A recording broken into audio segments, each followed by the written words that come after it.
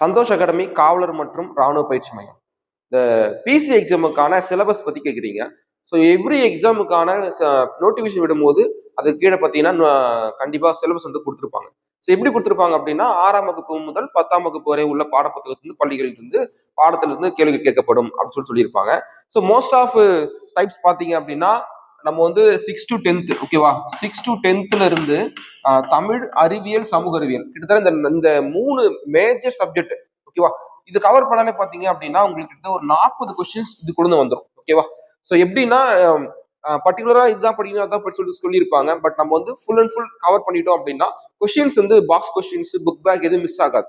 அப்போ பாத்தீங்க அப்படின்னா 6 to 10th இந்த 3 பாடத்தையும் நம்ம தரவாயிட்டோம் அப்படின்னா 40 கொஸ்டின்ஸ் ஓவர். அடுத்து பாத்தீங்கன்னா முக்கியமா ரோல் பண்றது யாருன்னா அந்த 5 கொஸ்டின்ஸ். இந்த 5 கொஸ்டின்ஸ் யாருன்னு பாத்தீங்கன்னா ஜிகேவும் நம்மளுடைய கரண்ட் அஃபேர்ஸ் தான். இந்த நடப்பு நிகழ்வுகள் மற்றும் ஜிஎஸ் இது மட்டும் நம்ம செமையா வந்து ப்ரிப்பேர் பண்ணிட்டோம் அப்படின்னா ரொம்ப ஈஸியா தான் கேட்பாங்க. ஸோ பிரபலமான விஷயங்கள் மட்டும் தான் கேட்பாங்க, பயப்பட தேவையில்ல. ஸோ இது பண்ணாலே போதுங்க, கிட்ட நம்ம 45 கொஸ்டின்ஸ் ஈஸியா 45ல கண்டிப்பா ஒரு 40 வச்சு நம்ம ரீச் பண்ணிடலாம். 41, 42 ரீச் பண்ணிடலாம். அப்போ நம்ம முழுமையாக ஃபோக்கஸ் பண்றது எதுனா 6 to 10th புக். கண்ணுக்கு தெரிஞ்சு வினாக்கள் வரக்கூடிய ஒரே பகுதினா இதுதான் ஓகேவா. ஸோ இது மட்டும் நீங்க ரீட் பண்ணினா போதும், கண்டிப்பா நீங்க வெற்றி அடையலாம். தேங்க்யூ.